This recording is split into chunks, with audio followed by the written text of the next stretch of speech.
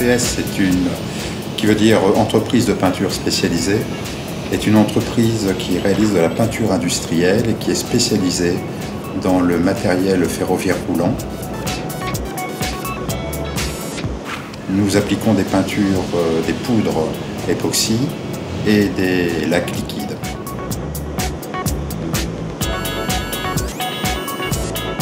Le matériel ferroviaire roulant a ses propres normes et l'atout principal de cette entreprise, c'est son expérience dans le domaine et le savoir-faire du personnel. Alors le projet d'entreprendre, je l'avais quelque part en moi depuis très longtemps et l'âge faisant, l'expérience acquise, à un moment donné on se dit que si on ne le fait pas aujourd'hui, on ne le fera jamais, donc c'est comme ça que j'ai franchi le pas.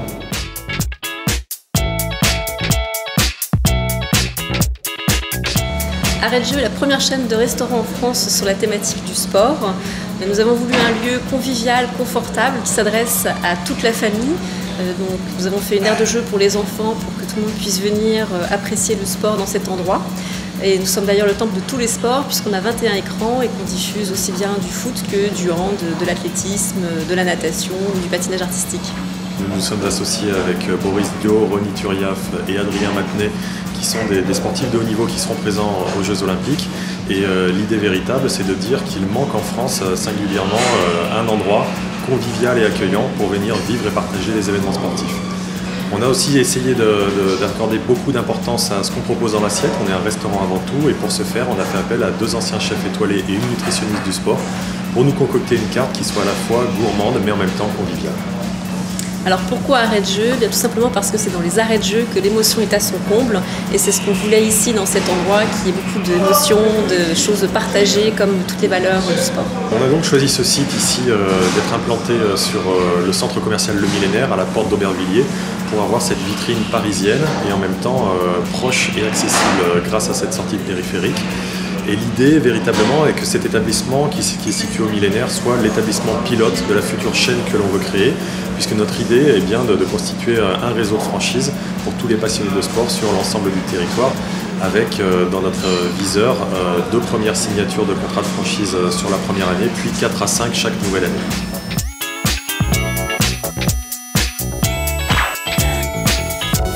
L'Académie du bricoleur est la première école de bricolage en France.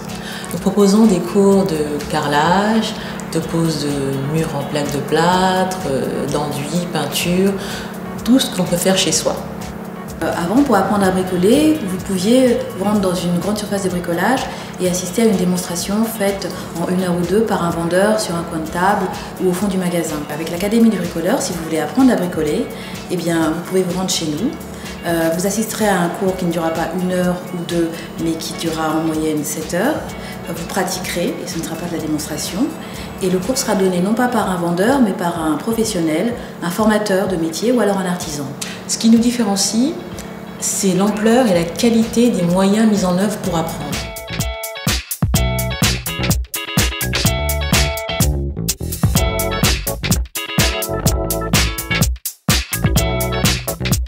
L'accompagnement, donc il y a un canevas de base qui consiste en fait à faire un accompagnement sur une base mensuelle.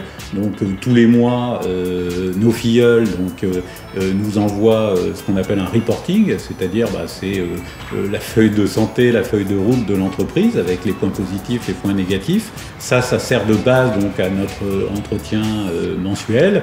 Et puis entre les deux, il y a toujours des occasions de se parler parce que soit il y a des grandes nouvelles et comme quand on est créateur d'entreprise, on est souvent seul, on a envie de le communiquer à son parrain, soit il y a également des mauvaises nouvelles, ce qui est assez fréquent dans la création d'entreprise, et à ce moment-là, on a un besoin aussi de savoir à qui parler, et c'est aussi le rôle du parrain.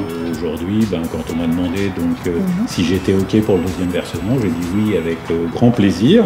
Donc voilà, un joli chèque de 7 500 € qui va, j'en suis sûr, vous servir à exploser la baraque. Ça va aller dans Internet, okay. Dans un petit peu de pour financer une vraie campagne AdWords digne de ce nom. D'accord. Quoi de mieux qu'un chef d'entreprise pour accompagner un créateur d'entreprise, sachant que quand j'ai créé mon entreprise, donc ça remonte à 1990, j'aurais eu beaucoup de plaisir à être accompagné à l'époque.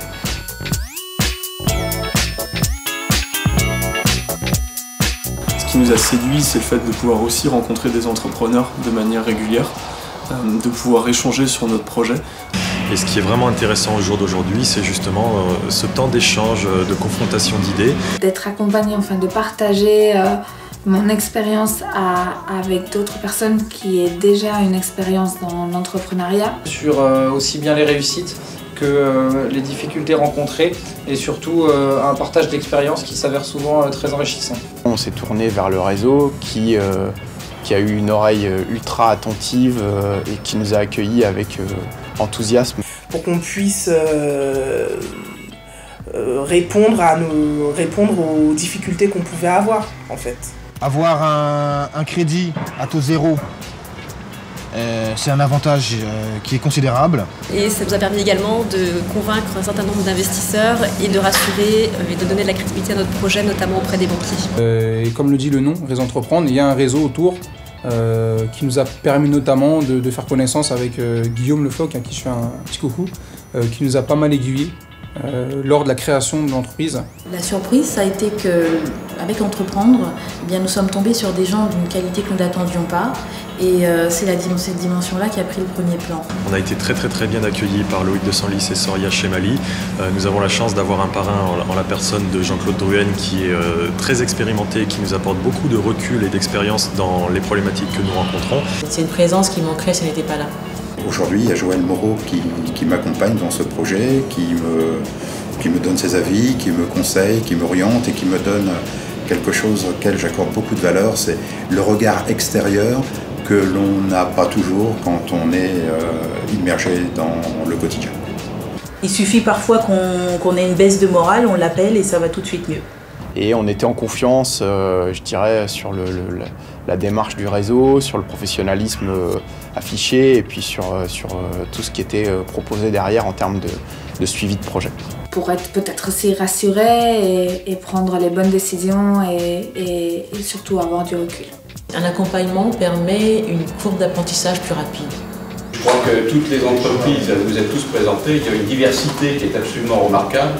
Une jeunesse de toutes ces entreprises avec un enthousiasme qu'on sent derrière et on fera tout en tout cas pour vous aider à réussir et vous le savez. Donc c'est pour ça que Réseau Entreprendre existe et moi je suis toujours très fier et toujours un peu ému d'entendre tout ça parce que c'est vraiment la concrétisation de notre engagement.